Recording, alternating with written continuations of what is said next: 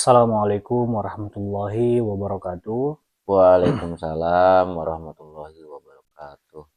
Alhamdulillah wassalatu wassalamu ala asyrafil anbiya'i wal mursalin sayyidina wa maulana Muhammadin wa ala alihi wa sahbihi ajmain. Kita ketemu lagi di channel Jalan Ketuhanan. Kita ngobrol-ngobrol santai sambil ngopi, membahas sedikit tentang ilmu ketuhanan. Nah, pada kesempatan kali ini kita akan membahas tema yaitu mendobrak dogma dalam beragama di zaman ini. Sebagaimana yang kita ketahui bahwa orang-orang saat sekarang ini atau di zaman ini beragama itu hanya sebatas mengenal kulit luar dari agama itu sendiri. Padahal yang seharusnya adalah kita mengetahui apa isi di balik agama itu sendiri. Karena agama itu tidak bisa asal-asalan, tidak hanya sekedar melaksanakan kewajiban, kemudian melaksanakan amalan-amalan yang lain tanpa tidak tahu hakikat yang sebenarnya. Karena ketika kita tidak mengetahui apa isi dari agama itu sendiri, maka hanya sia-sia semua yang kita lakukan. Karena agama itu ada metodologinya, ada rukun syarat, jalan, dan caranya. Maka untuk lebih jelasnya akan dijelaskan sama Pak Jaya. Silakan Pak. Baik, terima kasih. Alhamdulillah kita berizki ya dalam arti untuk berbincang-bincang, ngobrol santai sambil ngopi. Nah, dengan tema mendobrak dogma beragama.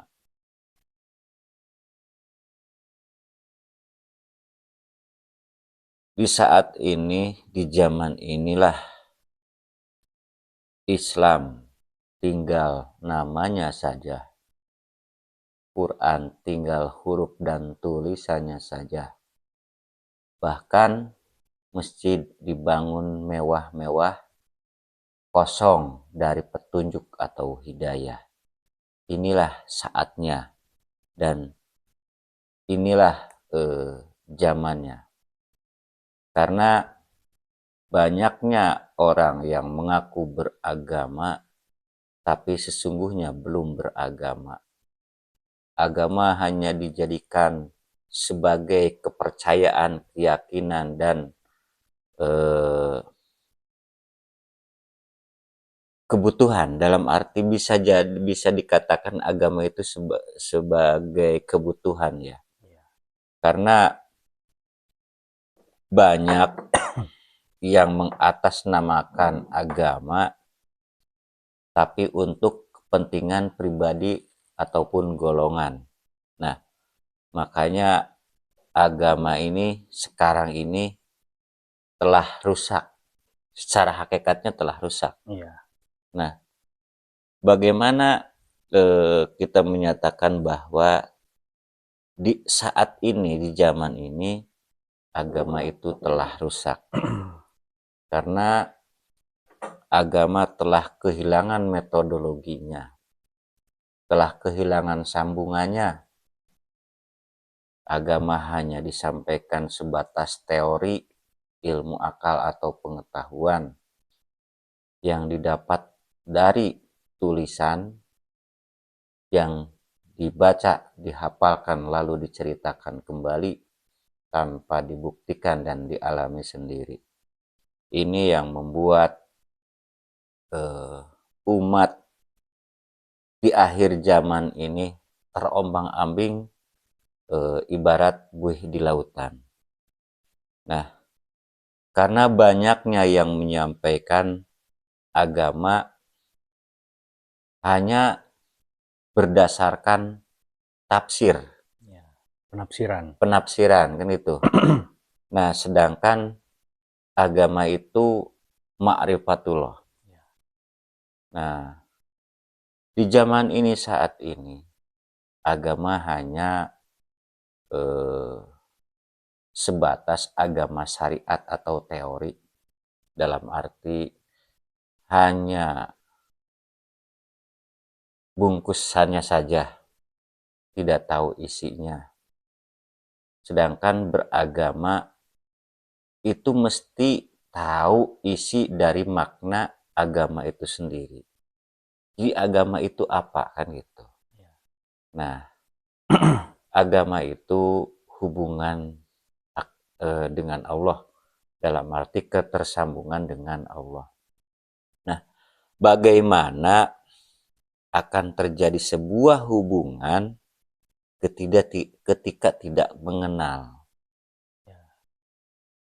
Nah, kalau hanya mengenal nama, itu bukan kenal namanya. Itu hanya mempercayai atau meyakini cerita bahwa Tuhannya umat Islam namanya Allah. Begitu juga di agama-agama yang lainnya. Nah, sedangkan sudah berkali-kali kita sampaikan bahwa Allah itu di dunia dan di akhirat. Allah itu maha zahir dan maha batin. Nah, sedangkan kita untuk terhubung atau menghubungi Allah yang di akhirat itu tidak mungkin. Dan kita pun tidak akan ketemu Allah yang batin sebelum kita ketemu alamat, cara, dan jalannya. Nah, itu yang mesti kita pelajari dalam beragama.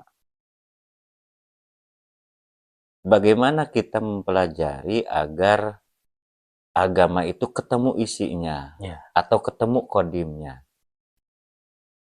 Karena udah sering kali kita sampaikan bahwa agama itu tentang ruhani. Maka yang wajib kita pelajari adalah tentang ilmu keruhanian. Nah, ketika kita belajar tentang ilmu ruhani, itu wajib kita punya yang namanya guru rohani. Karena guru rohani itulah yang akan membimbing ruhani mencapai yang maha ruhani. Karena ruhani itu tidak akan sampai pada yang maha ruhani tanpa melewati guru rohani. Nah, guru rohani itu udah sering kita sampaikan ya, guru rohani itu bukan manusia, hanya saja menempati wujud seorang manusia. Nah, itu yang sulit ditemukan di zaman ini. Bahkan banyaknya umat yang tidak mencari guru rohani. Nah, sedangkan dalam identitasnya mereka menyatakan beragama, baik agama A, B, C, dan seterusnya. Itu yang membuat rusaknya agama di zaman ini. Kenapa agama ini rusak, serusak-rusaknya? Dan itu diawali oleh para pemuka agamanya sendiri. Karena para pemuka agama hanya menerangkan tentang teori. Sedangkan agama itu bukan tentang teori, ilmu pengetahuan, tapi agama adalah tentang ilmu keruhanian. Nah, otomatis yang disebut ilmu keruhanian itu ilmu yang telah dipraktekkan, dibuktikan sampai benar-benar mengalami, dalam arti memasuki makom akul yakin. Nah, di zaman ini, saat ini, kita sudah sangat sulit untuk menemukan para pemuka agama yang mengajarkan tentang ilmu kerohanian. Ya, Yang mereka ajarkan hanya tentang halal haram, bid'ah, ya. kafir, sesat. Nah, bahkan mereka hanya menyerukan tentang perintah Allah yang disebut ibadah. Sedangkan mereka sendiri belum pernah mengenal siapa yang memerintah ibadah itu. Ya. Nah, bahkan mereka sudah meyakini bahwa di zaman ini sudah tidak ada lagi Rasul. Dan karena mereka menganggap bahwa Rasul itu adalah Nabi Muhammad. Nah, semenjak Nabi Muhammad wafat atau berlindung, mereka menganggap bahwa sudah tidak ada lagi Rasul. Ya.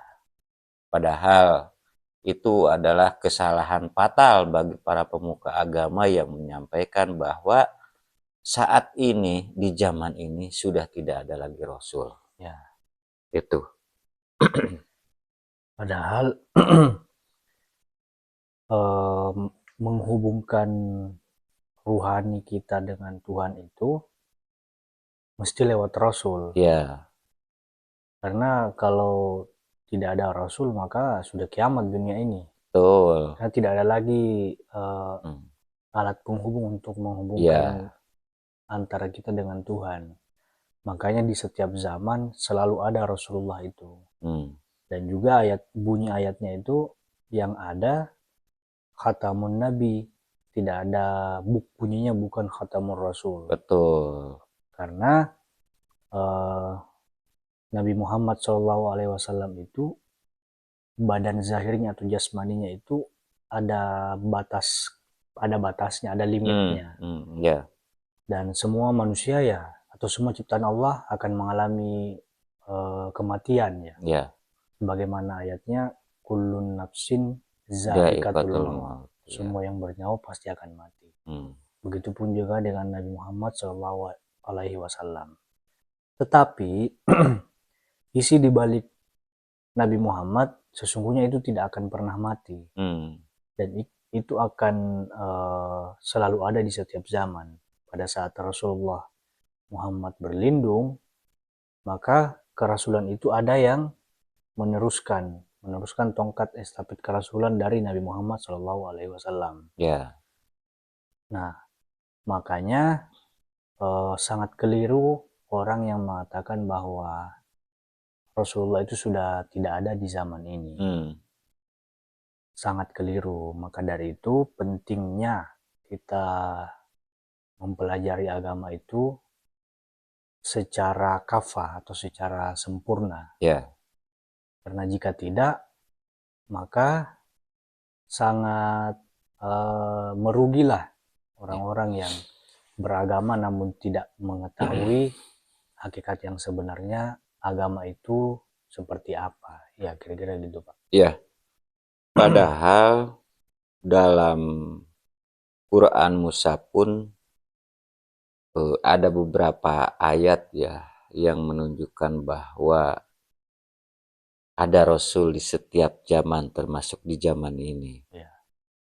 Salah satunya surat At-Taubah ya kalau nggak salah ya 128. Ya. Laqad ja'akum rasulun min anfusikum azizun alaihim dan seterusnya. Telah datang seorang utusan dari kaummu sendiri. Nah, itu artinya Rasul ada di zaman ini, Ya. saat ini.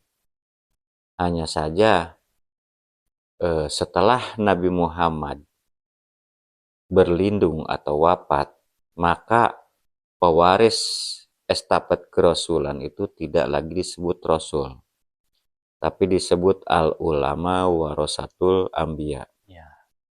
Ulama pewaris kerasulan dari Nabi Muhammad Shallallahu Alaihi Wasallam. Nah, itu jarang sekali para pemuka, bahkan mungkin ya kita belum mendengar ketika ada ceramah-ceramah baik itu di majelis ataupun di masjid-masjid yang menyatakan bahwa ada Rasul di zaman ini. Makanya ketika di luar sana menganggap bahwa di zaman ini sudah tidak ada lagi Rasul, maka ya ibadahnya pun asal-asalan.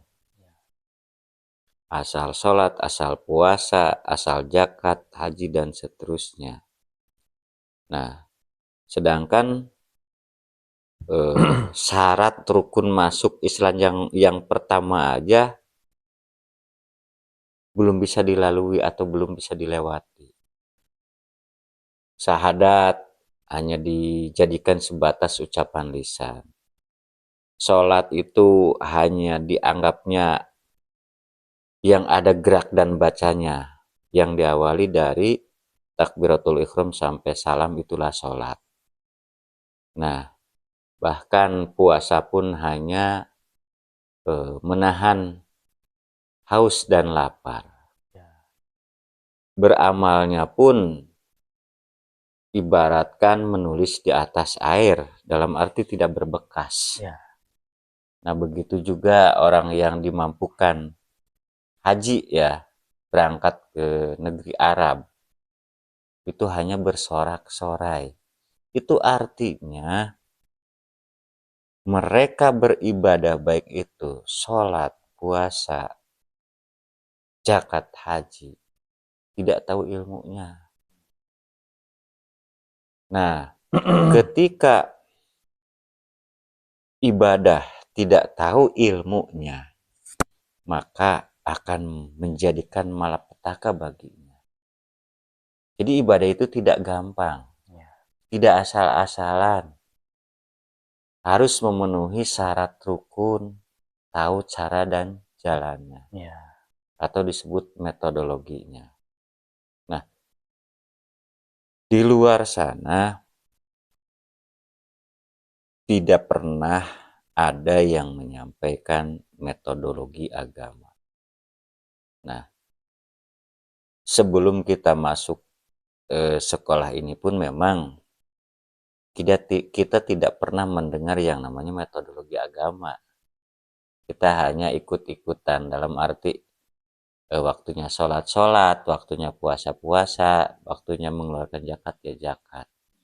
Dan itu kita anggap kita sudah menjalankan perintah Allah. Sedangkan kita sendiri belum mengenal akan Allah itu sendiri. Ibaratkan kita bekerja atau entah itu jadi buruh ataupun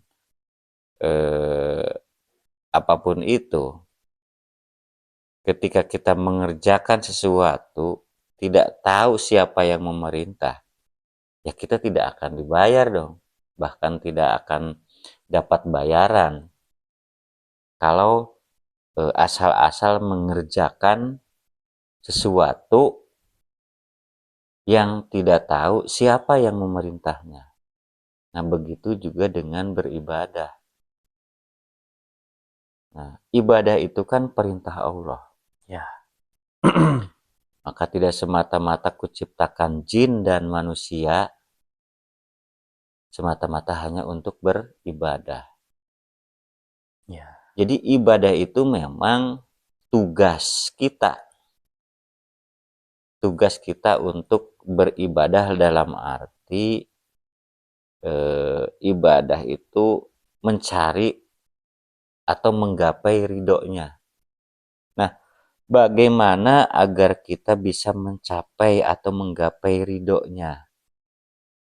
Tentu kan ada tekniknya ya, karena memang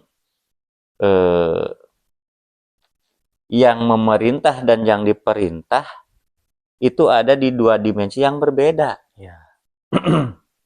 Itu sulit kita menyambungkannya ketika kita tidak punya penyambung atau penghubung. Nah, maka itulah makna dari guru rohani itu untuk menyambungkan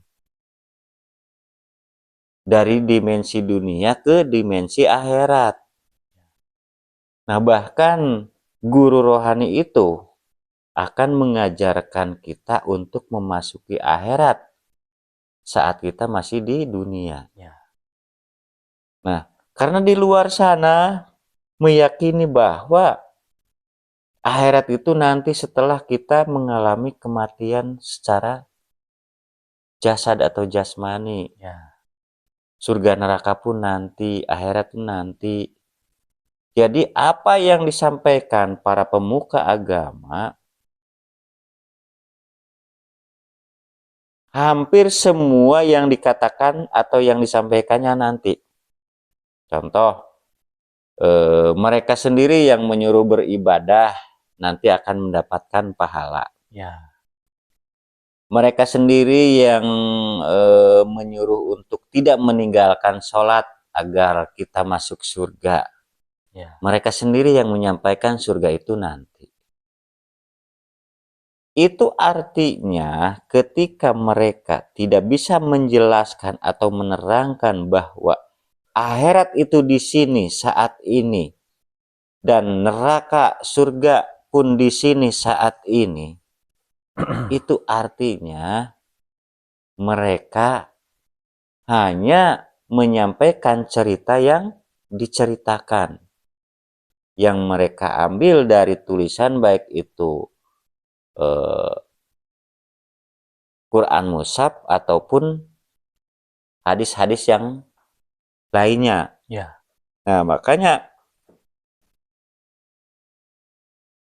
sering kita bahas ketika membaca Quran Mushaf tidak masuk ke dimensi Quran Qadim, itu hanya jadi sebagai ahli kitab. Dan ahli kitab pun ancamannya neraka jahanam. ya. Apa tidak mengerikan? Nah, seharusnya yang bisa menyampaikan tentang agama itu hanya ulama billah, ulama yang telah beserta dan disertai Allah. Ulama billah itulah yang disebut al-ulama warasatul anbiya, ulama pewaris kerasulan dari Nabi Muhammad Shallallahu Alaihi Wasallam.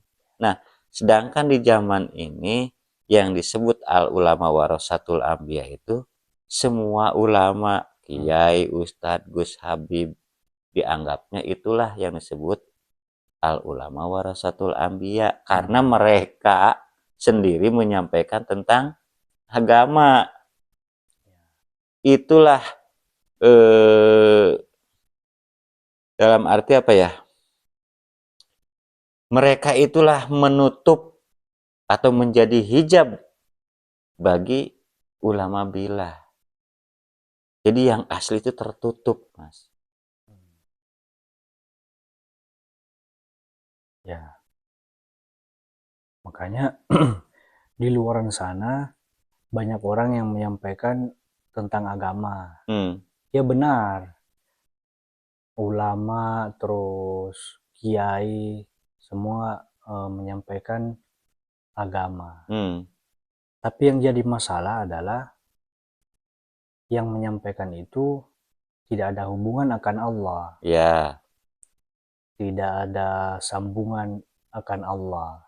betul. Padahal ya, yang mesti kita jadikan pedoman adalah ulama billah yang tadi Ya, dijelaskan. ya. Ulama yang ada hubungan dengan Allah. Makanya inti dari agama itu kan kita ada hubungan dengan Tuhan sebenarnya. Betul, ya. Ketersambungan Ada dengan ketersambungan Allah. melalui itu tadi wasilah, tali Ya, wasilah itu. ya. Yang mana satu ujungnya ada pada Allah dan satu ujungnya ada pada kekasih Allah atau utusannya. Ya. Nah, itulah jalan satu-satunya kita terhubung akan Allah. Tidak ada jalan lain.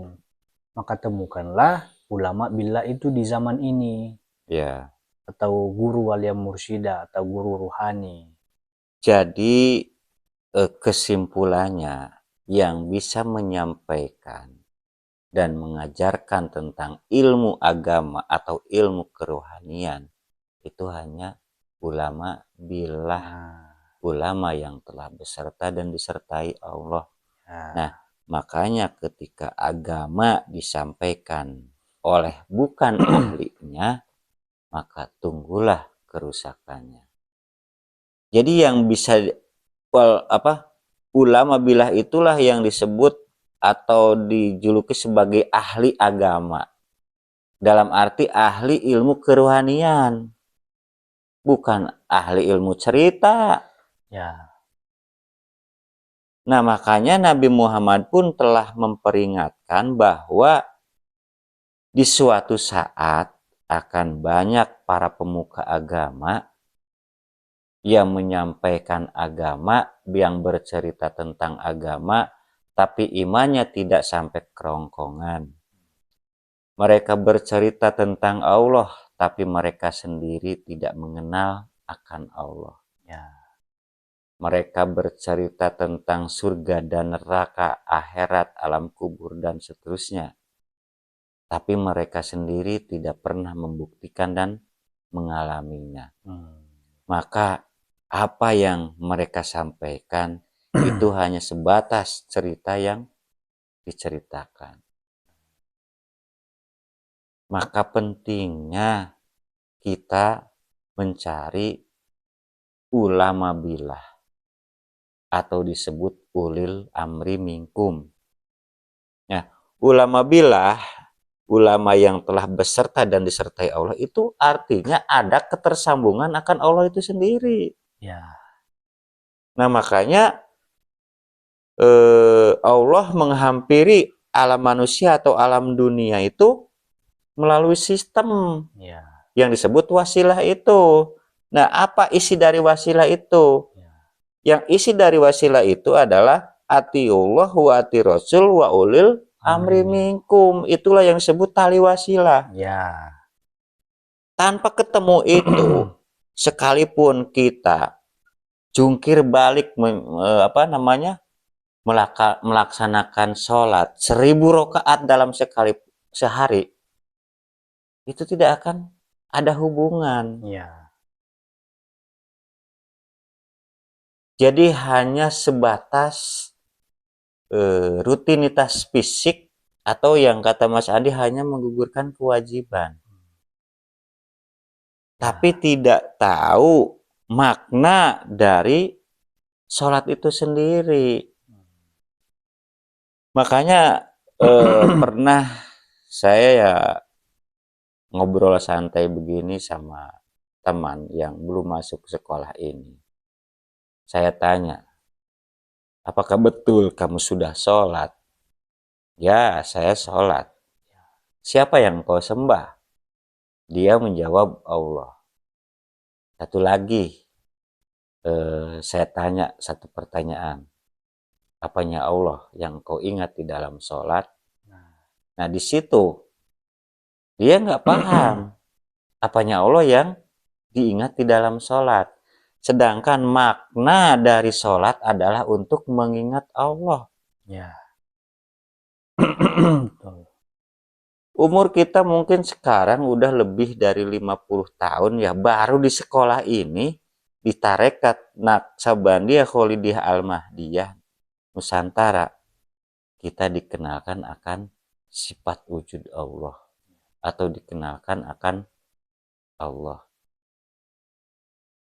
Nah, kalau kita hanya menyebut-nyebut namanya tanpa mengenal siapa yang punya namanya, lalu kita menyebut nama siapa, kan gitu. Ya.